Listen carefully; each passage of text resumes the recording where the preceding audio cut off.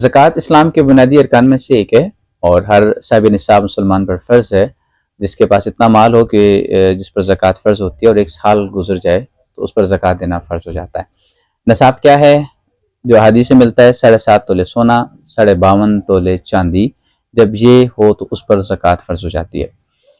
और रही बात जिस बंदे के पास 7.5 तोले से कम सोना हो और 52.5 तोले से कम चांदी हो और इससे हट के उसके पास कुछ नकदी हो तो उस पर ज़कात कैसे होगी? अब देखा जाए तो अहादीस में नकदी का ज़िक्र मौजूद नहीं है, जस्ट सोने और चांदी की बात हो रही है।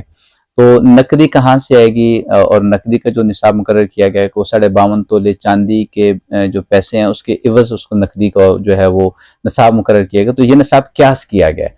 तो हदीस में नकदी नहीं है, जब नकदी का क्यास किया जा रहा है तो जो क्यास को नहीं मानता वो फिर नकदी को शामिल कैसे कर रहा है। लेकिन बात यह है कि अब जब नकदी है तो फिर ज़कात कैसे देंगे? अब सोना भी है, चांदी भी है, नकदी भी है, तो अब ज़कात का क्या तरीक़ाकार होगा? अब समझिएगा इस बात को कि अगर किसी इंसान के पास सोना हो, चांदी हो प्लस नकदी हो तो फिर इन तीनों को मिलाया जाएगा और फिर उसके बाद उसकी ज़कात 2.5% निकाली जाएगी। ज़कात निकालने के लिए इसको मिलाना पड़ेगा क्योंकि ये दोनों समन है, सोना और चांदी, और इनकी इल्लत मुश्तरक है, ये समन है। इसी तरह पैसा समन है, तो ये समन इनकी इल्लत मुश्तरक होने की वजह से इन दोनों तीनों को आपस में मिलाया जाएगा, मिलाकर उसकी ज़कात बनाई जाएगी। मिसाल के तौर पे किसी के पास 2 तोले सोना है और सिर्फ नकदी है, 3000 है, 5000 है, तो अब उस सोने की कीमत को सोने को कीमत में कन्वर्ट किया जाएगा और 52.5 तोले चांदी जिसकी कीमत आज के दौर में 1,80,000 रुपये बन रही है, अगर उसकी एवज हो जाए, उसके बराबर हो जाए, उससे ज़्यादा हो जाए तो उस पर ज़कात फ़र्ज हो जाएगी। अब 7.5 तोले सोना नहीं देखा जाएगा। 7.5 तोले सोना सिर्फ उस वक्त देखा जाएगा जब बंदे के पास ना तो सोना होगा, ना ही कोई नकदी होगी, ना ही कोई मालिक तिजारत होगी, तो जस्ट सोना होगा। तो फिर सोने को देखा जाएगा कि उसके पास 7.5 तोले से कम सोना है तो उस पर ज़कात नहीं होगी। लेकिन आज जो करेंसी है, उस वक्त भी सोना और चांदी बतौर करेंसी यूज हो रहा था, ये बेसिकली करेंसी था। तो आज के दौर में जो करेंसी है वो रुपए में आ गया, तो अब सोने को और चांदी ये एसिड्स हैं, ये माल है, इसको हम रुपयों में कन्वर्ट कर लेंगे। 52.5 तोले चांदी की एवज जो माली इनकी बन जाएगी तो उस पर ज़कात फ़र्ज हो जाएगी और ऊपर पूरा साल गुजरा हुआ। अब रही बात कि सोने और चांदी जो जेवरात की सूरत में क्या उन पर भी है या नहीं है, तो यकीन याद रखिएगा। हज़रत अब्दुल्लाह इब्न अमर रज़ियल्लाहु तआला अन्हु से रवायत है कि सरकार दो आलम सल्लल्लाहु अलैहि वसल्लम के पास एक माँ अपने पास उसके साथ एक उसकी बेटी थी, उसके हाथ में कंगन थे, तो सरकार दो आलम सल्लल्लाहु अलैहि वसल्लम ने फरमाया कि क्या इसकी ज़कात देते हो? हाँ, वो 2 सोने के कंगन थे, जो जेवर था उनके पास, तो वो जेवरात इस्तेमाल वाले थे। तो सरकार ने पूछा, सरकार दो आलम सल्लल्लाहु अलैहि वसल्लम ने फरमाया कि क्या इसकी ज़कात देते हो?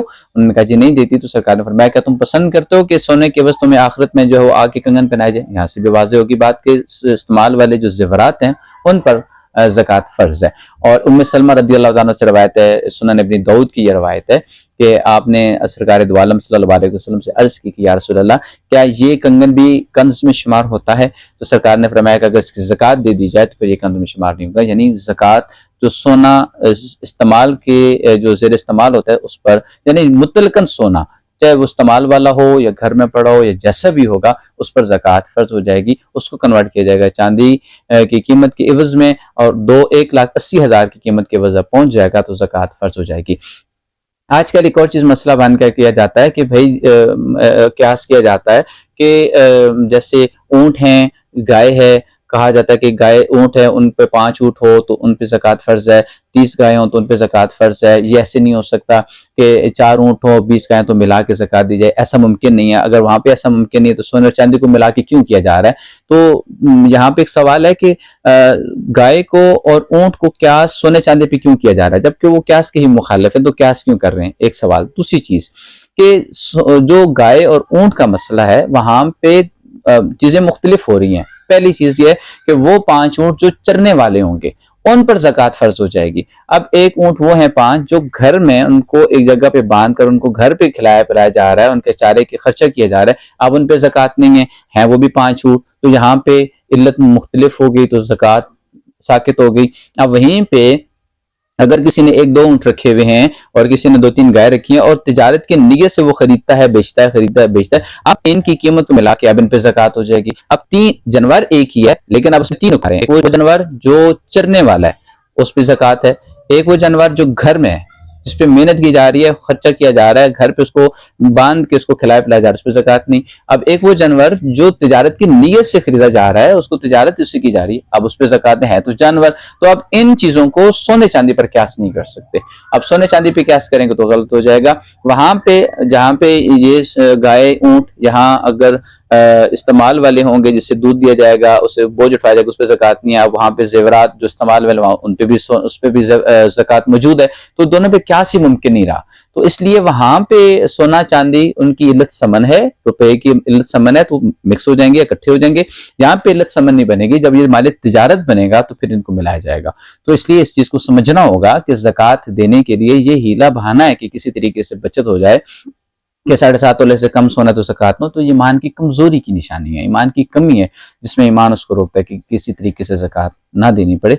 लेकिन सरकार दो आलम सल्लल्लाहु अलैहि वसल्लम ने इरशाद फरमाया कि हस्सनु अम्वालकुम बिज़्ज़कात, कि अपने मालों को ज़कात के साथ देकर पाक करो। अल्लाह ताला हमें समझने की तौफीक अता फरमाए।